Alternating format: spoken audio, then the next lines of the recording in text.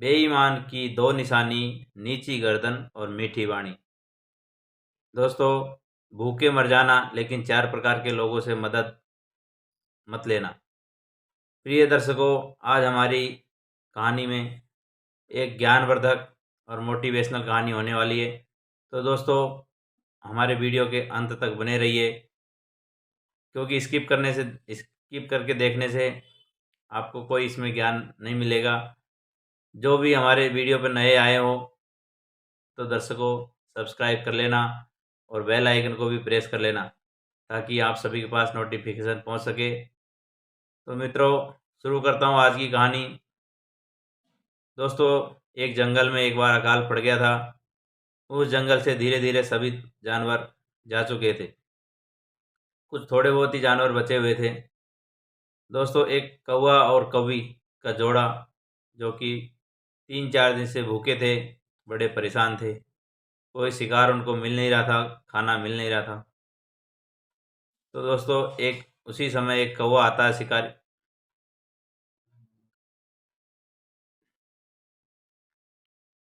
मित्रों, उसी समय एक शिकारी कुत्ता आता है जिसके मुंह में रोटी थी।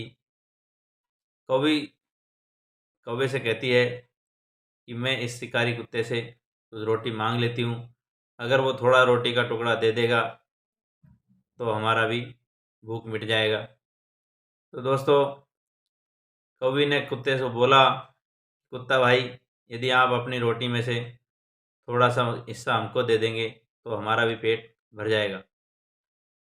इस पर कुत्ते का मन ललचा गया और उसने कहा कि कोई बात नहीं, आप नीचे आ जाइए और तीनों मिल बैठ करके इस रोटी को खा लेंगे। दोस्तों, वो कौवी उड़ करके जाने ही वाली थी। इतने में ही उसको कौवे ने रोक दिया कि देखो, ये जो कुत्ता है ये शिकारी कुत्ता है और आपको रोटी बाद में देगा, पहले आप तुम्हारा ही ये भक्षण कर लेगा, आपको जिंदा ही चबा जाएगा। तो मित्रों, ये सब बातें कौवे ने अपनी कौवी को समझाया। इसके बाद कौवी को वो समझाता है,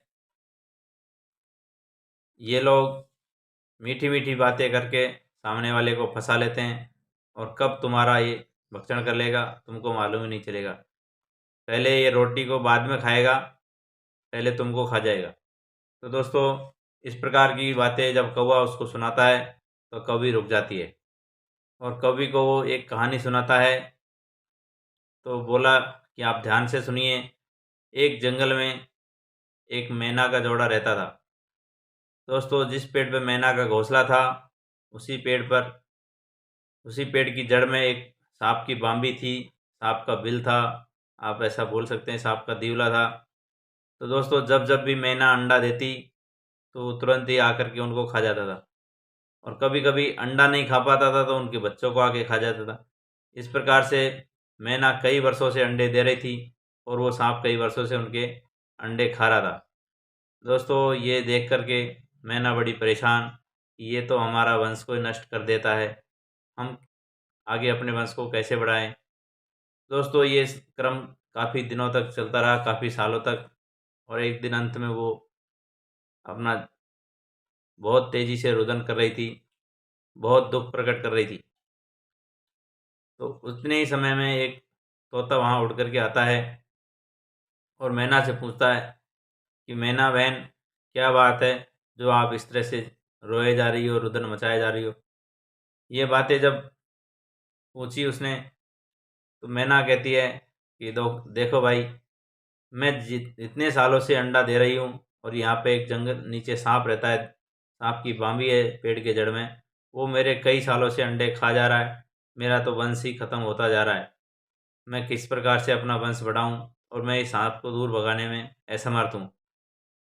मित्रों, ये बात जब तोते ने सुनी तो तोता बोला कि देखो बहन, ये खाली तुम्हारी समस्या नहीं है, ये आज तुमको परेशान किया है, कल दूसरे पक्षियों को भी परेशान करेगा। तो दोस्तों, तोता कहता है कि बहन, जब कोई शरीर में बीमारी हो जाती है तो प्रिय दर्शकों, मैना कहती है तोते से कि भाई, हम क्या कर सकते हैं, हम इसको कैसे यहाँ से भगा सकते हैं। दोस्तों तोता ने दिमाग लगाया और बोला कि बहन तुम चिंता मत करो, इस सांप को यहाँ से भगाएंगे तो ये दूसरी जगह जाकर के भी दूसरे पक्षियों के अंडे ही खाएगा, इसलिए हमको यहाँ से इसको भगाने से कोई फ़ायदा नहीं है। और तोता कहता है मैना से कि मैना बहन हम इस सांप को ही नष्ट कर दें तो कैसा रहे। बोली कि अच्छा तो रहेगा लेकिन हम इसमें नष्ट कैसे कर सकते हैं, हम ऐसा है पक्षी हैं। फिर तोता अपना दिमाग घुमाता है और मैना से कहता है कि चलिए बहन एक झील के पास चलते हैं, वहाँ से कुछ मछलियाँ लेके आनी हैं। और फिर मैना कहती है कि देखो भाई, न तो मछली तुम खाते हो न मछली मैं खाती हूँ, तो हम मछलियों को ला करके क्या करेंगे। फिर तोता कहता है कि तुम मैं जैसे बता रहा हूँ वैसे करती रहो, चलो मेरे साथ। तो दोस्तों वो दोनों चले जाते हैं एक झील के पास और झील में जाकर के कुछ मछलियाँ अपनी चोंच में भर के ले आते हैं। और वहाँ पे सांप का जहाँ बिल था उससे थोड़ा ही दूर एक नेवले का भी बिल था। अब मित्रों तोता और मैना नेवले के बिल से लेकर के सांप के बिल तक एक एक मछली का लाइन लगा देते हैं, एक के बाद एक, एक के बाद एक, एक के बाद एक। इस तरह से उन्होंने मेहनत करके मछलियों का लाइन लगा दिया नेवले के बिल से सांप के बिल तक। अब दोस्तों जब नेवला अपने बिल से बाहर आता है तो देखता है कि मछली मेरे बिल के ऊपर रखी हुई है, तो उस मछली को खा लेता है। इसके बाद ढूंढता ढूंढता आगे बढ़ता है, फिर दूसरी मछली को, फिर तीसरी मछली को। इस प्रकार के एक एक करके सारी मछलियाँ नेवला खाता गया और पहुंच गया सांप के बिल के ऊपर। सांप के बिल के ऊपर भी एक मछली रखी हुई थी, आधी अंदर आधी बाहर। अब आप सभी लोग जानते हैं कि लालच क्या क्या नहीं करवाती। अब दोस्तों वो खाते खाते बिल के पास पहुंच गया। फिर उसने सोचा कि यहाँ मछली अंदर भी हो सकती है, तो मैं अंदर चला जाता हूँ। अंदर बिल के अंदर चला जाता है तो वहाँ पे एक काला सांप मिलता है दोस्तों, जो कि अंदर बैठा हुआ था। अब आप सभी सांप और नेवले की दुश्मनी तो जानते ही होंगे, नहीं तो कमेंट करके बताना दोस्तों। मैं सांप और नेवले की जो जन्मजात दुश्मनी है उसके ऊपर एक वीडियो लेके आने वाला हूँ। तो दोस्तों नेवले ने सांप को घायल कर लिया वार करते करते, और अंत में उसके टुकड़े टुकड़े कर दिया और उसको मार दिया। ये सब बातें तोता और मैना ऊपर डाल के ऊपर बैठे बैठे देख रहे थे। अब दोस्तों थोड़ी देर बाद नेवला बाहर आता है, उसका मुंह से, उसका खून से मुंह लथपथ था। तोता और मैना समझ गए कि चलो हमारा काम हो गया है, इसने सांप को मार दिया है। दोस्तों तोता मैना ने नेवले भाई को धन्यवाद बोला, कहा कि थैंक यू भाई। अब नेवला ये सब जानता नहीं था कि ये हमको थैंक यू क्यों बोल रहे हैं।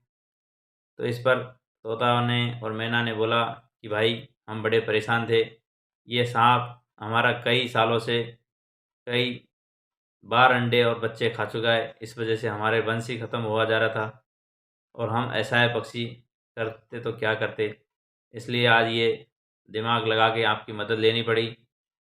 तो दोस्तों इस प्रकार से सांप का अंत हो जाता है।